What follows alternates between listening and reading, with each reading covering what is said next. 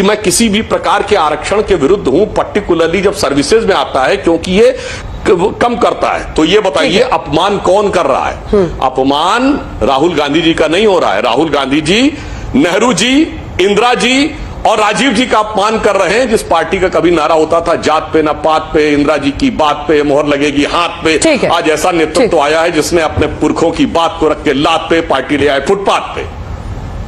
सुरेंद्र जी, मोर्चा संभालिए और ये समझाइए कि क्यों न देश माने कि आपकी पार्टी की नजर में कास्ट सेंसस सिर्फ वोट पाने का एक हथियार है, क्योंकि आपको लग रहा है कि इसकी वजह से जो कास्ट फॉल्ट लाइंस इस देश में पहले से मौजूद है उसको आप और धार दे सकते हैं और इसकी वजह से आप वोट पा सकते हैं। वरना एक तो पारंपरिक रूप से जो कांग्रेस पार्टी का स्टैंड रहा है रिजर्वेशन पर, वो सामने उन्होंने भी रखा। दूसरा, आप 3 राज्यों में सरकार में हैं, अधिकारियों के फोटो दिखाते हैं। कल भी मैंने आपके प्रवक्ता से पूछा था, चीफ सेक्रेटरी तीनों राज्यों में आपने अगड़ी जातियों के बनाए हुए हैं। राहुल जी की बात आप ही के मुख्यमंत्री सारे नहीं सुन रहे क्या? और सुक्खू साहब से लेकर रेड्डी साहब मुख्यमंत्री बनते हैं, कोई दलित नहीं बनता है, क्यों? बड़ा मसला है। अंजना जी नमस्कार। 3-4 चीजें बड़ी साफ है सुधांशु जी के लिए। कहते हैं ना कि कितने मासूम लग रहे हो, तुमको जो जालिम कहे वो झूठा है।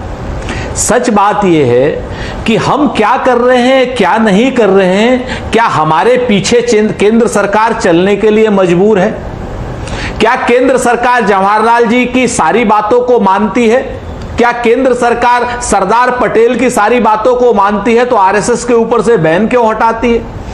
क्या केंद्र सरकार इंदिरा जी की सारी बातों को मानती है? और क्या सुधांशु त्रिवेदी ये कह सकते हैं कि जात पे ना पात पे मोहर लगेगी हाथ पे, इंदिरा जी की बात पे ये नारा गलत था?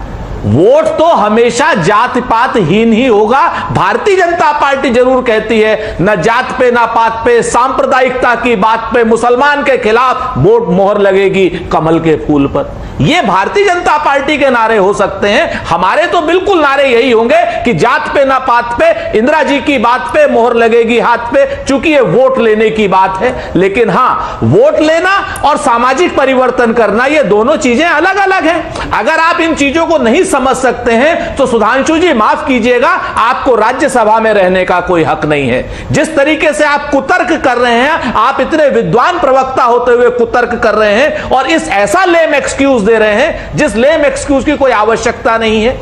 जो लेम एक्सक्यूज आपको क्या नाम चारित्रिक रूप से उधार ज्यादा रहा है और क्या नाम छुपा कम रहा है। आप अपनी पार्टी को क्या बनाना चाहते हैं? अब मैं नहीं कह रहा हूं जाति क्या ना, हम तो कहते हैं कि हां, हमने 2011 से पहले तक बिल्कुल जाति जनगणना का विरोध किया, खुलेआम किया और हम उस गलती को मानते हैं।